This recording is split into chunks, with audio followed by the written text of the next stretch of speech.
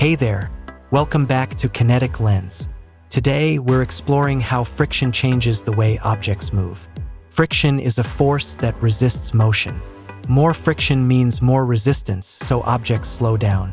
Less friction, things move faster. Watch this ball, it rolls quickly down the ramp. Why? Because there's very little friction holding it back. Now look again, same ramp, same ball. But it rolls much slower this time.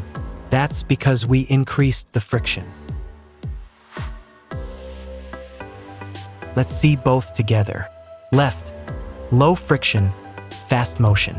Right, high friction, slow motion. Same slope, but friction makes all the difference.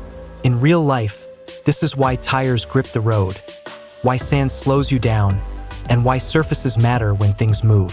Friction may be invisible, but it shapes how everything moves. If you enjoyed this quick physics demo, hit like, subscribe, and stay tuned for more at Kinetic Lens.